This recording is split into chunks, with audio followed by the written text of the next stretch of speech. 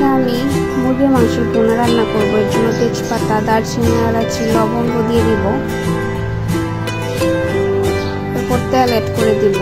আমি কিছুক্ষণ গরম মশলাগুলো ভেজে নেব। এবার পেঁয়াজ কুচি অ্যাড করব। পেঁয়াজটা এখন ব্রাউন করে নিব। পেঁয়াজের মরিচের জন্য লবণ অ্যাড করব। এবার আমার পেঁয়াজটা প্রায় ব্রাউন কালার হয়ে এসেছে। এখন আমি আদা রসুন দিয়ে দিব 2 টেবিল চামচ, জিরা ফাঁকি দিব 2 টেবিল চামচ, মরিচের গুঁড়া 2 টেবিল চামচ, হলুদ গুঁড়া দিব 2 টেবিল চামচ। এবার ধনিয়া গুঁড়া দিব 4 টেবিল চামচ, গরম মশলা দিব 1.5 চামচ এবং ভালো মতো কষিয়ে নিব যাতে কাঁচা স্মেলটা চলে যায়।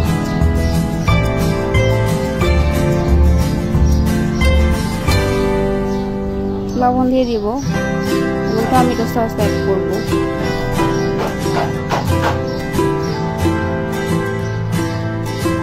এখন ভালো মতো কষিয়ে নিব, কারণ আমি এখানে ফার্মের মুরগি দিয়ে মুরগির ভুনাটা রান্না করব। এর জন্য এবার মাংস দিয়ে দিব। আমি এখানে এক্সট্রা কোনো পানি অ্যাড করব না, জাস্ট কষানোর উপর মাংসটা সিদ্ধ করে নিব। লবণ অ্যাড করে দিব। এখন ভালো মতো নেড়ে নিব। এ সময় চুলার আঁচটা মাঝারি আঁচে থাকবে।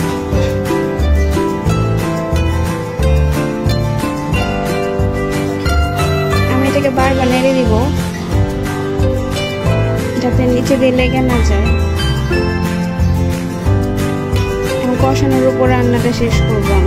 আমি এক্সট্রা কোনো পানি অ্যাড করব না। এবার আমি কিছুক্ষণের জন্য ঢেকে দিব। 10 মিনিট পর দেখবো যে অটোমেটিক মাংসে পানি উঠে এসেছে। এই মাংসের পানি দিয়ে সিদ্ধ হয়ে যাবে, আমাদের রান্নাটা কমপ্লিট হয়ে যাবে। এবার কাঁচামরিচ অ্যাড করবো 8-9টা। আমার রান্না প্রায় কমপ্লিট। আর কিছুক্ষণ পর আমি নামিয়ে নিব। গরম গরম পরিবেশন করব। এটা ভুনা খিচুড়ি এবং পোলার সাথে খেতে খুবই ভালো লাগে। Thanks for watching.